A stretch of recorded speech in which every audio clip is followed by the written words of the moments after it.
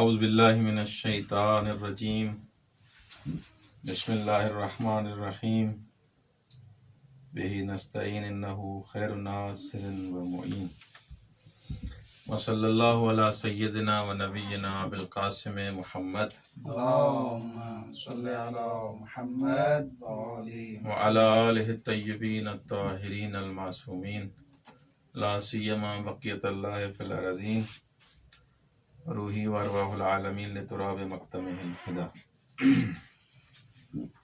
آج ہم جو کتاب شروع کرنے جا رہے ہیں وہ آموزش کلام اسلامی ہے۔ آموزش کلام اسلامی یہ آغائے محمد سعیدی مہر اس کے مصنف ہیں، اس کے لیکھک ہیں، رائٹر جو ہیں اس کتاب کے، وہ آغا محمد سعیدی مہر ہیں۔ یہ کتاب 2 جلدوں پر مشتمل ہے اور اس کتاب کے لکھنے کا مقصد آغا سعید مہر اپنے مقدمے میں یہ بیان کرتے ہیں کہ کلام کی ایک ایسی کتاب ہو جس میں فلسفی اصطلاحات بھی آج کل استعمال ہوتی ہیں، درست؟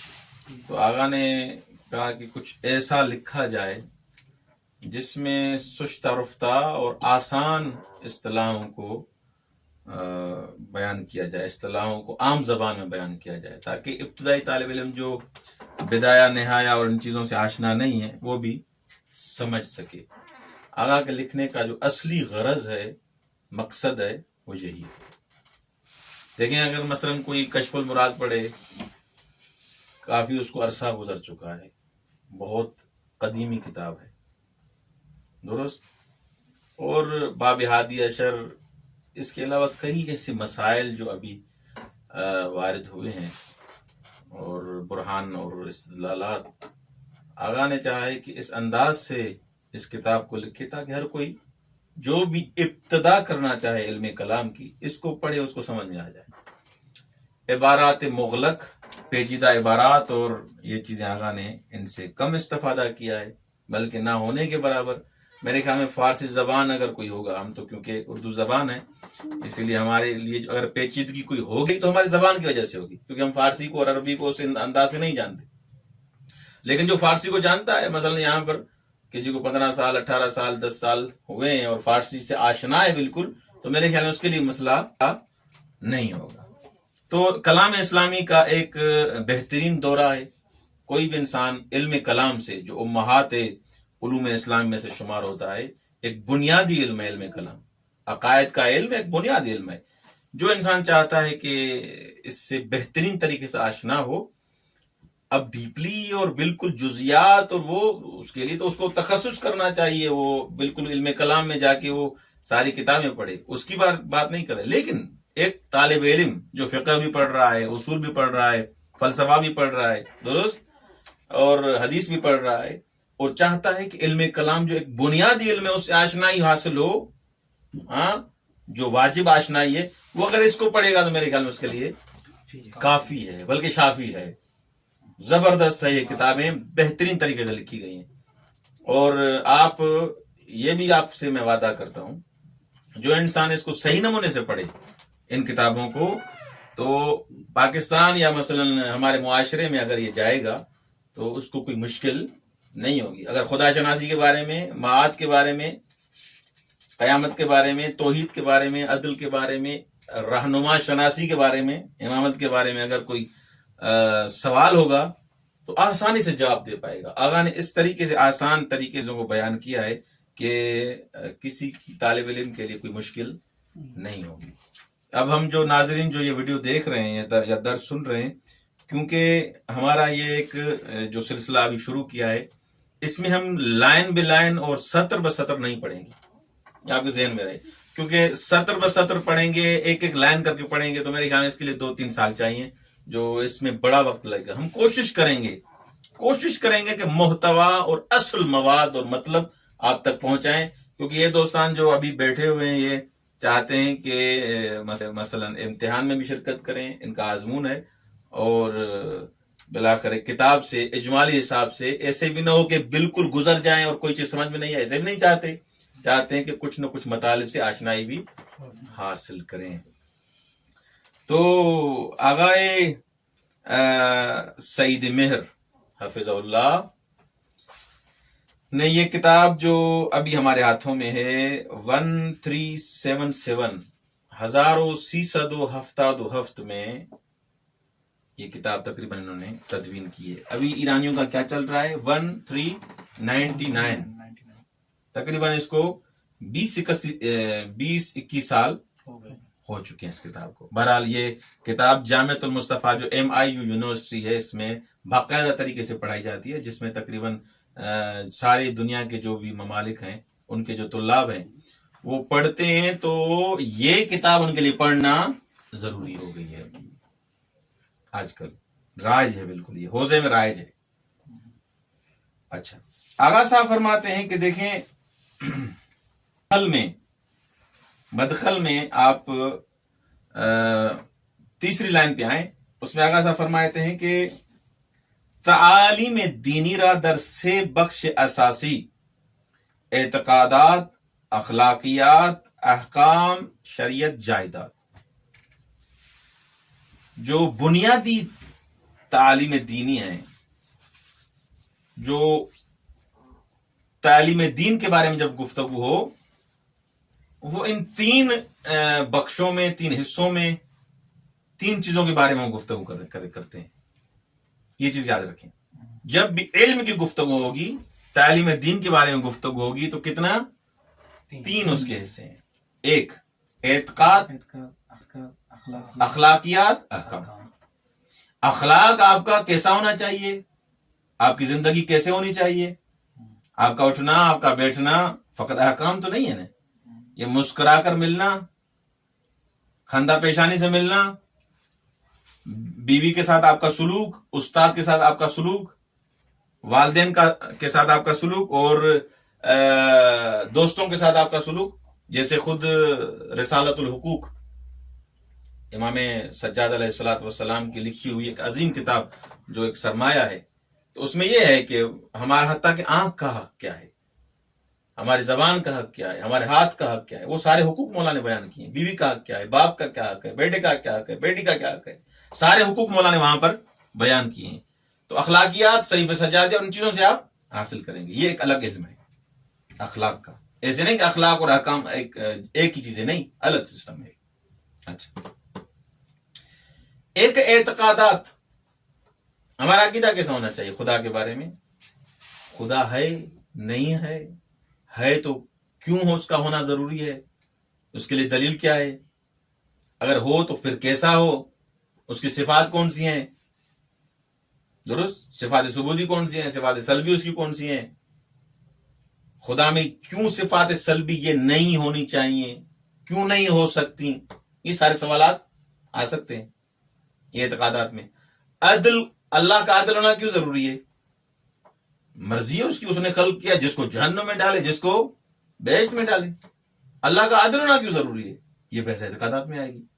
اچھا، نبی کو کیوں بھیجا، ہر انسان کے پاس عقل موجود ہے، عقل سے وہ اپنا راستہ منتخب کر سکتا ہے، پھر نبی اور امام ان کے آنے کا کیا مقصد ہے، یہ کہاں بحث ہوگی، اعتقادات میں بحث ہوگی، درست۔ پھر جہنم اور جنت کا ہونا کیوں ضروری ہے، یہیں پر ہوتا اور یہیں پر ختم، مثلا جزا اور سزا کیوں ہے۔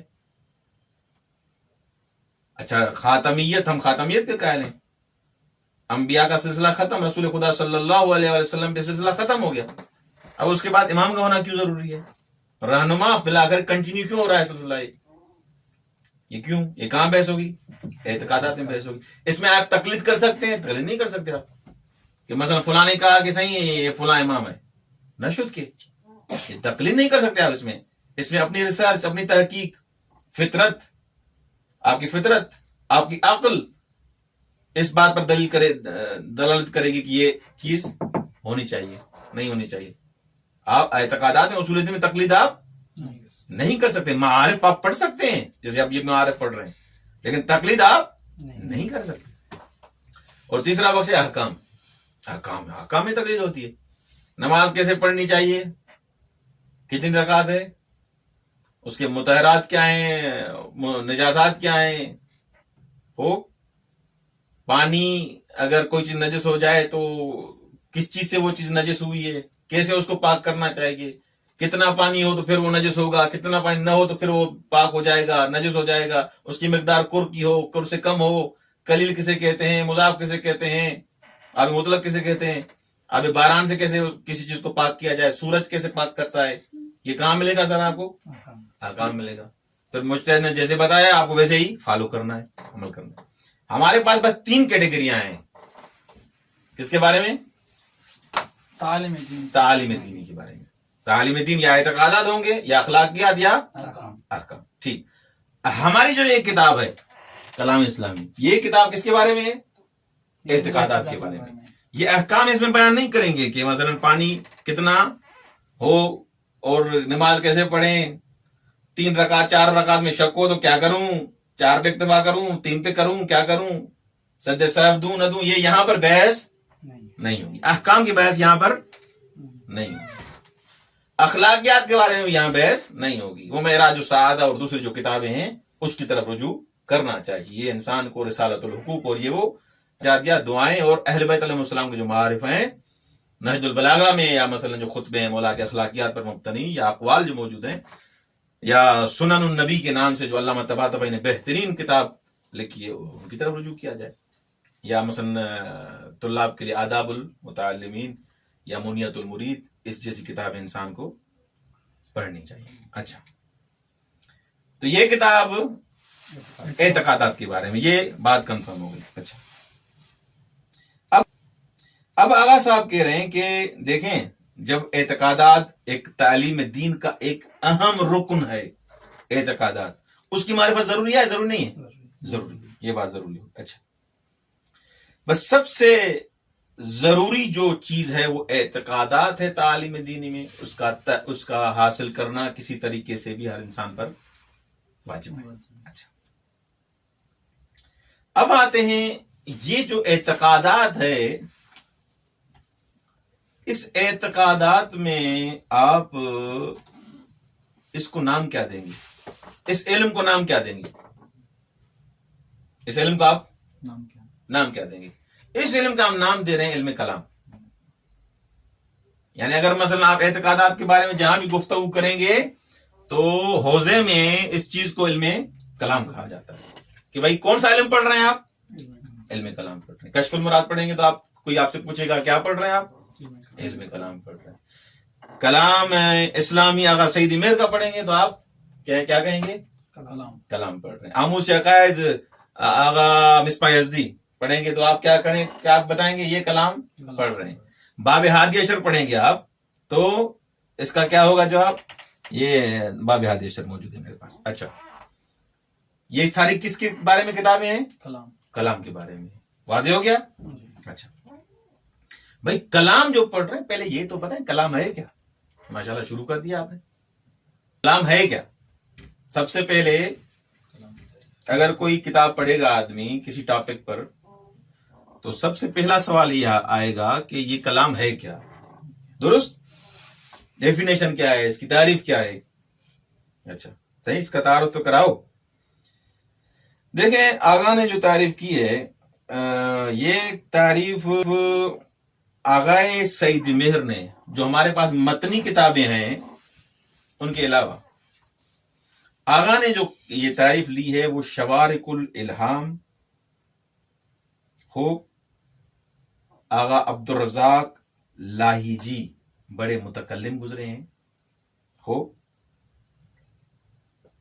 وہاں پر آپ نمونے کے طور پر کلام کی آپ تعریف پڑھ سکتے ہیں. کس نے کلام کی کیا تعریف کی, کس نے کلام کی کیا تعریف کی, کیونکہ ہمارا طولانی دورہ یہ نہیں ہے, اس میں مفصل ہر چیز بیان نہیں کریں گے کہ مثلا ملا صدرا کے نزدیک کیا ہے, شیخ توسی کے نزدیک کیا ہے, شیخ مفید کلام کے لیے کیا کہتے ہیں. ان چیزوں کی ہم نہیں پڑھ رہے, درس خارج کوئی کلام کا نہیں ہے. یہاں پر ہمارا فوکس فقط یہ کتاب رہے گی. اس کتاب میں آغا سعید مہر کلام کی تعریف کیا کر رہے ہیں. لہذا کوئی اعتراض نہ کرے کہ علامہ اہلی نے کیا تعریف کر دی ہے. بھائی علامہ اہلی نے وہ باب حدیث میں کر دی ہے مثلا, درست. آموز عقائد میں آغا مصباح ازدی نے کیے، اس سے ہمارا کوئی ربط نہیں ہے. اگر وہ اشکال ہوگا بھی صحیح تو اشکال لفظی ہوگا، تعریف لفظی ہوگا، کیا بھی ہوگا وہ اس کے حساب سے ہوگا. ہمارا ٹاپک اور کتاب کون سا ہے؟ کون سی کتاب ہے؟ کلام اسلامی. آغا سعیدی میں جس کو نہیں آتا یہ ایک دفعہ دیکھ لے، پھر ایسے نہ کہے کہ مولانا صاحب نے تعریف کون سی کر دی. ٹھیک. آغا صاحب کیا کر رہے ہیں؟ یہ کتاب فارسی میں ہے، یہ کتاب فارسی میں. کلام دانشی است که به استنباط، توضیح، تنظیم، یہ سب میں ویرگول ہے. سب میں کیا ہے؟ یہ کاما دے رہا ہے نا، یہ کاما دے رہا ہے، یعنی ہر کسی کا کام ہی الگ ہے. اگر کاما نہ ہوتی، یہ ویرگل فارسی میں کہتے ہیں ایسے، اگر یہ ویرگل نہ ہوتا تو یعنی ایک ہی بات ہوتی. لیکن یہ ایک ایک لفظ پہ یہ ویرگل دے رہا ہے. استنباط پھر ویرگل دے دیا، توضیح پھر ویرگل، تنظیم و اثبات عقائد اسلامی و دفاع از آن می پردازد. درست. کیا کرتا ہے کلام؟ کلام کیا ڈیفینیشن ہو گئی؟ کلام ایک ایسا علم ہے، دانش یعنی علم. کلام ایسا علم ہے جو استنباط بھی کرتا ہے، وضاحت بھی دیتا ہے، ہاں، اور عقائد اسلامی کو ثابت بھی کرتا ہے، اس کا دفاع بھی کرتا ہے. کتنے کام کر رہا ہے کلام؟ اب سمجھ میں آیا کہ کتنے کام کا ہے یہ کلام. سب سے پہلے استنباط کرے گا. کہاں سے استنباط کرے گا؟ یہ کوئی فقہ ہے جو یہاں استنباط ہو رہا ہے؟ ہاں، کیونکہ اصول فقہ میں آپ پڑھتے ہیں وہ ایسا علم ہے قواعد کا ممہدہ جس کو آمادہ کیا گیا ہے، ہاں، لتقا فی طریق استنباط الحکم شرعی. اصول فقہ ہم نے پڑھا ہے، علم باصول، علم ہے کچھ ایسے اصولوں کا جس کے ذریعے انسان استنباط کرتا ہے حکم شرعی. ٹھیک. تو یہاں کون سا استنباط آ گیا بھائی؟ کلام یعنی استنباط. استنباط کرتے ہیں آپ عقائد کا کلام میں؟ جی کرتے ہیں. اچھا، منظم بھی کرتے ہیں، تنظیم دیتے ہیں، اس کو سسٹمیٹک اس کو بناتے ہیں، اور اس بات کرتے ہیں عقائد کو. اس کلام میں کیا عقائد کو ثابت کرتے ہیں. اچھا ثابت جب کر دیا، اپنے عقائد کا دفاع بھی کرتے ہیں. کوئی آیا جو ہمارے مکتب کا ماننے والا نہیں ہے، اس نے اعتراض کیا، امامت پر اعتراض کر دیا، اس کا جواب کہاں سے ملے گا؟ ہم پڑھا ہوگا، اس کو 2-4 کر کے اس کو جواب دے دے گا. تم نے جو اعتراض کیا ہے غلط ہے. اگر نہیں پڑھا ہوگا کا جواب کہاں سے دے گا؟ تو بس یہ ایسی دانش ہے، ایسا علم ہے، ایسا علم ہے جس میں عقائد اسلامی کو ثابت بھی کیا جاتا ہے، عقائد کو استنباط بھی کیا جاتا ہے، عقائد کا دفاع بھی کیا ہے، عقائد کا دفاع بھی کیا جاتا ہے. ٹھیک. یہ 4-5 کلمے ہیں، ان کو تھوڑا تھوڑا میں بیان کر دیتا ہوں. استنباط کیسے کرتے ہیں؟ استنباط ایسے کرتے ہیں کہ ہمارے پاس جو ہماری حیاتی کے لیے، ہماری زندگی کے لیے، ہماری حیات کے لیے جو منبع ہے کہ ہم کیسے زندگی گزاریں، 2 چیزیں ہیں، قرآن اور سنت. قرآن اور سنت ہے. یہ خود منبع اللہ نے بتایا ہے ہمیں، اہل بیت علیہ السلام نے بتایا. درست. 2 منبع ہیں نا. اچھا، متکلم سب سے پہلا کام یہ کرتا ہے کہ یہ جو 2 منبع ہیں قرآن اور سنت، ان میں جا کے تفحص کرتا ہے اور دین کو سمجھتا ہے اور ان سے اپنے عقیدے نکالتا ہے. قرآن پڑھے گا، ہاں، قل هو اللہ احد، بسم اللہ الرحمن الرحیم، قل هو اللہ احد. عقیدہ مل گیا کہ اللہ احد ہے، اللہ احد ہے. اللہ الصمد، اللہ بے نیاز ہے. لم یلد ولم یولد، نہ باپ ہے نہ بیٹا ہے. ولم یکن لہ کفوا احد، کوئی بھی اس کا ہمسر نہیں ہے، کفو نہیں ہے. کائنات میں وحدہ لا شریک اللہ ہے. یہ کہاں سے عقیدہ لیا آپ نے کہ اللہ ایک ہے؟ قرآن سے. بس منبع عقائد کا کیا ہے؟ ایک قرآن، دوسرا کیا ہے؟ سنت ہے. تو ان قرآن کے معارف میں انسان غواصی کر کے، غوطہ زن ہو کے کیا کرتا ہے؟ یہی استنباط ہے. درست. اچھا، دوسرا کیا کام کرتا ہے؟ وضاحت کرتا ہے. دیکھیں جب استنباط ہو گیا، اب وضاحت دے گا نا آپ کو کہ یہ بالآخر کیسے ہوا. ایسے تو نہیں کہ بس ایسے یوں ہو گیا، نہیں، وضاحت دے گا کہ یہ کس طریقے سے، کن قواعد سے، کس قانون سے میں نے یہ استخراج کیا ہے. بغیر قانون کے کوئی استخراج ہوتا ہے کیا؟ نہیں. ایسے تو پھر ہر کوئی الف یا بے یا جیم یا دال زید یا بکر خود استنباط کرے گا. قانون پڑھاؤ نہ پڑھاؤ کہے گا میں یہ سمجھتا ہوں. بھائی تم کس قانون کے مطابق سمجھتے ہو؟ درست. آیا تم یہ جو سمجھ رہے ہو کوئی استنباط کا کوئی قاعدہ قانون تم نے پڑھا ہے؟ نہیں پڑھا. نہیں پڑھا تو استنباط بھی نہ کرو. ان قاعدے میں خواہ. درست. بس وضاحت میں کیا ہوگا؟ وضاحت بھی دے گا کہ کس طریقے سے تم نے سمجھا. استنباط تو کر دیا آپ نے بالآخر یہ کس طریقے سے کون سی تعبیروں سے آپ نے دین کو سمجھا ہے. اچھا تیسرا کیا کام ہے اس تعریف میں؟ کیا کہا آگا نے؟ استنباط کرے گا, وضاحت دے گا اور کیا کرے گا؟ تنظیم کرے گا. ہاں سیدھی سی بات ہے. جب تک اوصیکم بتقوی اللہ و نظم امرکم آپ صغرا بنائیں گے کبرا بنائیں گے پھر نتیجہ دیں گے. ہاں العالم متغیر وکل متغیر حادث فالعالم حادث. کیا کیا آپ نے؟ صغرا بنائی, صغرا کے بعد کبرا, کبرا کے بعد یہ کیا کیا آپ نے؟ اس میں تنظیم دی نا اس کو. آپ نے صغرا کو کبرا کی جگہ رکھیں, کبرا کو صغرا کی جگہ رکھیں, نتیجہ ملے گا؟ ہاں شکل اول بنا رہے ہیں اس کے لیے شرط ہے موقوف موجبہ بدن صغرا و کلی بدن کبرا. ہاں یہ آپ وہاں پر کیا کریں گے؟ نتیجہ ہے نا. اگر صغرا موجبہ نہیں ہوگی نتیجہ ملے گا؟ نہیں ملے گا. بالآخر تنظیم بھی دیں اس کو, سسٹم ایک ایک کریں اس کو. واضح ہو گیا؟ اچھا طبقہ بندی کریں, تنظیم دیں. بھائی توحید کی یہاں بحث ہوگی, عدل کی یہاں بحث ہوگی, درست, امامت کی یہاں بحث ہوگی, نبوت کی یہاں بحث ہوگی, قیامت کی یہاں بحث ہوگی. قیامت والی بحث جا کے توحید میں نہیں ہوگی, امامت میں نہیں ہوگی. کیوں؟ کوئی اگر آپ سے پوچھے گا کہ بھائی امام کتنے ہیں, یہ توحید کے کس چیپٹر میں ملے گا؟ ارے بھائی یہ توحید میں نہیں ملے گا, یہ رہنما شناسی ملے گا آپ کو, امامت ملے گا. یہ تنظیم کون دے رہا ہے؟ یہ علم کلام دے رہا ہے. واضح ہو گیا؟ اچھا چوتھا لفظ کون سا تھا؟ ہاں ثابت کرے گا. وہ سیدھی سی بات ہے, جب استنباط کے مرحلے میں آیا, تنظیم دے دیا اس سسٹم کو, آرام سے نتیجہ آپ کو دے دے گا کہ عقیدہ ثابت ہو جائے گا. اور آخری جو لفظ استعمال ہوا تھا کہ یہ کلام, علم کلام دفاع کرتا ہے. کیا کرتا ہے؟ دفاع کرتا ہے. دفاع کرتا ہے یعنی انسان جب یہ دانش پڑھ لے گا, یہ علم حاصل کر لے گا, اس میں قدرت آ جائے گی کہ اب ہر ایرے گیرے جو بھی ادھر ادھر سے اشکال کرے گا اس کو جواب دے دے گا. یہ 5 گزینے آپ کو سمجھ میں آ گئے؟ اچھا اب نیا سوال. یہ تو علم کلام کی تعریف ہو گئی کہ علم کلام استنباط ایسے علم کو کہتے ہیں جس میں استنباط ہوتا ہے عقائد دینی کا, توضیح ہوتی ہے, تنظیم ہوتی ہے, اثبات ہوتا ہے اور دفاع ہوتا ہے. علم کلام میں یہ ہوتا ہے. علم کلام میں اور کچھ نہیں ہوتا. علم کلام یہی ہوتا ہے. علم کلام یا احکام اخلاق وغیرہ نہیں, عقائد کو ثابت بھی کرتے ہیں, عقائد کی وضاحت بھی دیتے ہیں, عقائد کا دفاع بھی کرتے ہیں. یہ علم کلام میں ہوتا ہے. اچھا آغا علم کلام کی روش کون سی ہے؟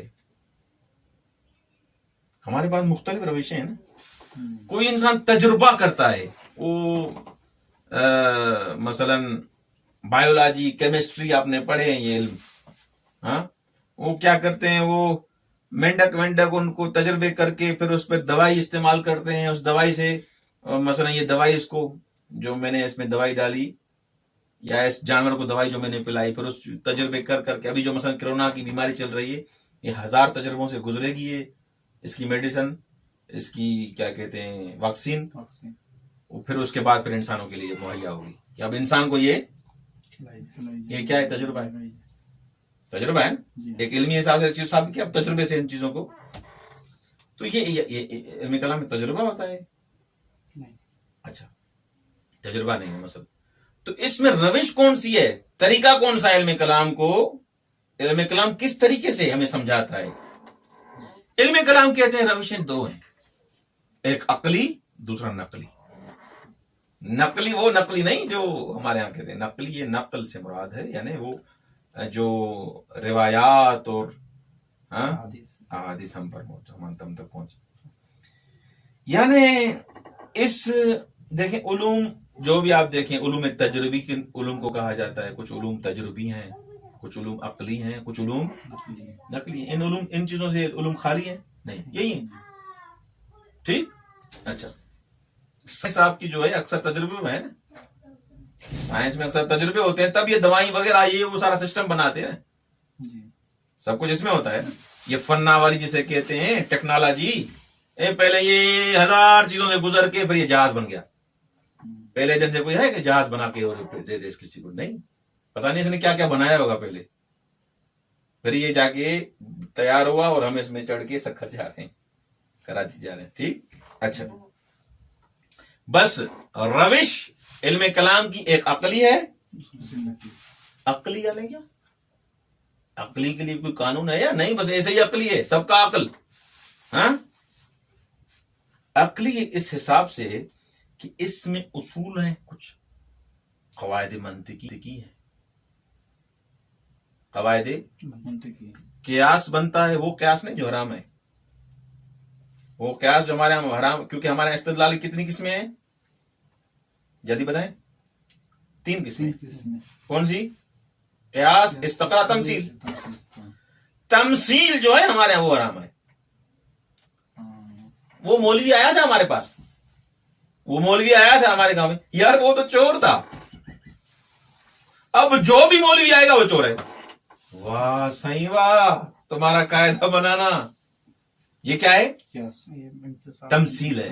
یہ تمثیل ہے، تمثیل منطقی، یعنی ایک جز کو آپ دیکھ کے دوسرے جز پر فٹ کریں، اس کو کیا کہتے ہیں؟ تمثیل کہتے ہیں. آیا تھا نا یار وہ تو بڑا چور تھا، تو پھر سب مولوی چور ہوتے ہیں. اچھا، اس کو دیکھ کے سارے مولویوں کو چور کر دیا؟ یہ نہیں، یہ کیا ہے؟ حرام ہے. ایسے نہیں کرنا چاہیے، یہ باطل ہے. قیاس کیا ہے؟ قیاس ہے قول مؤلف من القضایا متى سلمت عنه لزمت عنه قول آخر. یہ قیاس ہے کہ کچھ قضیے بنتے ہیں، ایک قضیہ صغرا بنا، کبرا بنا، بعدہ نتیجہ وله اشکال اربع، اس کے لیے 4 شکلیں ہیں، پھر ہر شکل کے لیے یہ شرطیں ہیں، اس کے حساب سے بنتا ہے. ایسے ہی باطل قرار دے دیا. ہاں، تو علم کلام عقل جو ہے، عقل بھی بالآخر اس کے لیے قواعد منطقی ہے. ان قواعد منطقی کے مطابق جو سوچے گا، برہان قائم کرے گا، استدلال قائم کرے گا، وہ یہاں پر وہ روش چلے گی، نہ کہ ہر کسی کا عقل. اچھا، اور استدلال قیاسی جو ہے، استدلال ہمارے استدلال، وہ قیاس جو کہتے ہیں حرام ہے، وہ تمثیل ہے. یہاں پر استدلال قیاسی وہ ہے منطقی. اچھا، تو بالآخر نقلی جو ہے وہ کس پر مبتنی ہے؟ نقلی احسن اللہ علیکم، آیات، روایات، ان چیز سے بالآخر متکلم پہنچے گا کہ مثلا قرآن کی آیات سے خدا واحد ہے، خدا احد ہے. ہاں، انبیاء معصوم ہیں، انبیاء کچھ چیزیں ایسی ہیں جو آپ کہاں سے پہنچیں گے؟ عقل سے پہنچیں گے. کچھ چیزیں آپ نقل سے ثابت کریں گے. یہ چیز جب واضح ہو گئی تو مسائل کلام کے 3 قسم کے ہیں. روش کون سی ہے کلام کی؟ بابا صاحب روش کون سی ہے؟ عقلی اور نقلی. ادھر اس لیے دیکھ رہا ہوں کیونکہ یہ یہاں بیٹھے ہیں، اس لیے یہ نہیں کہے گا کہ مولوی صاحب یہ کہاں دیکھ رہا ہے، یہ دیکھوں گا ادھر ہی آپ کی طرف کبھی کبھی جا رہا ہے. اچھا، کیا ہے روش کون سی ہے کلام کی؟ نقلی اور عقلی. اچھا، لیکن علم کلام کے جو مسائل ہیں ان کی 3 قسمیں ہیں. کتنی قسمیں ہیں؟ 3 قسمیں. اچھا، کچھ ایسے مسائل ہیں جو عقل سے بھی ثابت کرتے ہیں، ہم نقل سے بھی ثابت کرتے ہیں، قرآن سے بھی ثابت کرتے ہیں، سنت سے بھی ثابت کرتے ہیں، ہماری عقل بھی مانتی ہے جو ہے. ہاں، جیسے مثلا اللہ کی اوصاف الہی، اوصاف الہی عقل سے بھی ثابت ہیں. اوصاف کے بارے میں توحید صدوق پورا ہے، پوری کتابیں ہیں. قرآن خدا کے اوصاف بیان کر رہا ہے. خوب کچھ ایسے مسائل ہیں جو عقل سے بھی ثابت ہیں، نقل سے بھی ثابت ہیں. کچھ مسائل ایسے ہیں کچھ مسائل کلامی ایسے ہیں جس میں فقط عقل ہے، نقل نہیں ہے. جیسے خدا کا ثابت ہونا، خدا ہے، کہاں ثابت کرو گے؟ عقل سے ثابت کرو گے. نبوت پیغمبر کہاں ثابت کرو گے؟ عقل ثابت کرو گے. یہاں نقل کام نہیں کرے گی، عقل سے سب جب ثابت ہو گیا کہ خدا ہے، اب کیسا ہے، کیا ہے، کہاں ہے، یہ نقل سے آپ لے کے آئیں گے. اوصاف اس کی ہاں قرآن و سنت سے. کچھ مسائل ایسے ہیں جہاں عقل کا کام ہی نہیں ہے، فقط نقل ہے. آیت اللہ جواد عامل حفظ اللہ کے بقول کہ ماں آقا بہش نہ رفتیں کہ بگین کے چیہا سمجھو، یعنی ہماری عقل وہاں پر کام. تو پھر بہش کے بارے میں ہم کس چیز کو قبول کرتے ہیں؟ فَبِأَيِّ آلَاءِ رَبِّكُمَا تُكَذِّبَانِ. سورہ رحمان پڑھو، مولا کا فرمان پڑھو. جنت ایسے ہے، بہشت ایسے ہے، جہنم ایسے ہے، قیامت کے دن ایسے ہوگا، برزخ یہ ہے. یہ کون بتا رہا ہے ہمیں؟ نقل، قرآن اور سنت بتا رہے ہیں. ہماری عقل وہاں پر کام نہیں کرتی. بس مسائل علم کلام تین قسم کے ہیں. کچھ ایسے ہیں جو عقلی نقلی دونوں ہیں، جیسے اوصاف الہی بغیر صدق کے، اور کچھ ایسے ہیں جو فقط عقلی ہیں جیسے اثبات وجود خدا، اور کچھ ایسے ہیں جو فقط نقلی ہیں. عقل اصلا اونچا راہ نہ دارت، جیسے برزخ ہو، قیامت ہو، بہشت ہو. ہاں اچھا، آخری مسئلہ پڑھیں اور التماس دعا. علم کلام کو علم کلام کیوں کہا جاتا ہے؟ وجہ تسمیہ کیا ہے؟ یہ کلام کی جگہ ہم نام رکھتے تھے اس کا کوئی اور نام رکھتے تھے، اصول رکھتے تھے. مثلا کلام کیوں رکھا گیا؟ وجہ تسمیہ کلام، اس کو کلام کیوں کہا جاتا ہے، علم کلام کیوں کہا جاتا ہے؟ کہہ رہے ہیں کہ آگا اس کے لیے 5-6 وجوہات بیان کی گئی ہیں، ان میں ہم نہیں پڑھ رہے، کیونکہ ہمارا مقصد یہ ہے کہ آپ کو ان کو اصطلاحوں میں، ان چیزوں میں آپ کو جا کے مقصد سے ہٹانا نہیں چاہتے.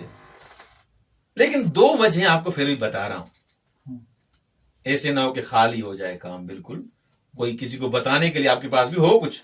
علم کلام کو علم کلام کیوں کہا جاتا ہے؟ بھائی ایک وجہ تو یہ ہے کہ گزشتہ زمانے میں ایسے ہوتا تھا کہ خدا کے کلام کے بارے میں گفتگو ہوتی تھی کہ خدا کا کلام حادث ہے یا قدیم ہے، خدا کا کلام حادث ہے یا قدیم ہے، حادث ہے یا قدیم ہے. اب حادث اور قدیم کے بارے میں گفتگو فعلاً نہیں کر رہے، اس میں پڑھیں گے تو پھر ایک آدھا گھنٹہ حادث اور قدیم پہ چلا جائے گا. حادث یعنی بلاخر بعد میں ایجاد ہوا ہے کلام الہی، یا قدیم ہے. تو یہ متکلم آپس میں بحث کرتے تھے، کچھ کہتے تھے حدیث حادث ہے، کچھ کہتے تھے قدیم ہے. ایک گفتگو ہوتی رہی، خدا کا کلام حادث ہے قدیم ہے، حادث ہے قدیم ہے. اتنی گفتگو ہو گئی خدا کے کلام کے بارے میں، اس علم کا نام ہی کلام پڑ گیا. وہ حادث اور قدیم کس علم میں بحث ہوتی ہے؟ علم کلام. اس کلام الہی کے بارے میں گفتگو کر کر کے اس علم کا نام ہی کلام پڑ گیا. ایک وجہ یہ. دوسری وجہ یہ بیان کی ہے کہ جو انسان بھی یہ علم پڑھے گا، علم کلام، اس کو قوت کلام آ جائے گی، تکلم اس کا مضبوط ہو جائے گا، وہ سخنور کوی ہو جائے گا، اس کے کلام میں طاقت آ جائے گی، اس کا کلام متین ہو جائے گا. تو بس اسی لیے اس کو علم کلام کہا جاتا ہے. دوسری وجہ یہ ہے کہ جو انسان علم کلام پڑھتا ہے تو وہ اس کا کلام مضبوط ہو جاتا ہے، اس کا کلام قوی ہو جاتا ہے. اسی لیے اس کا علم کو علم کلام، بس متکلم کو یہ تقویت بخشتا ہے، متکلم کے کلام کو یہ قوی کرتا ہے، اس لیے اس علم کو علم کلام کر جا. بس وجہ تسمیت بھی یہ آگاہ نے 2 ہی بیان کیے. اگر زیادہ کسی کو جاننا ہے کہ کلام کو کلام کیوں کہا جاتا ہے تو یہ بڑی کتابیں پڑھی ہوئی ہیں بابا، پڑھیں جا کے. لیکن ضروری نہیں آپ ان چیزوں میں فعلاً جو مبتدی ہیں الجھیں. لیکن ضرور چیز ہے وہ یہ ہے کہ شرح المقاصد آغا تفتازانی کی جو کتاب ہے اس میں 5-6 وجوہات انہوں نے بیان کی کہ علم کلام کیوں کہا جاتا ہے، وجہ تسمیہ کیا ہے، وہاں جا کے مراجعہ کر سکتے ہیں۔ بہرحال یہ علم کلام کے بارے میں بحث تھی ہماری، اور علم کلام کا دائرہ بھی یہی خدا اور رہنما اور نبوت و امامت یہاں تک رہے گا۔ انشاءاللہ اگلے درس میں ہم بیان کریں گے کہ خدا شناسی کے بارے میں ہمارا جو اگلا درس ہے اس کے بارے میں مفصل ہم بیان کریں گے۔ والسلام علیکم ورحمۃ اللہ وبرکاتہ۔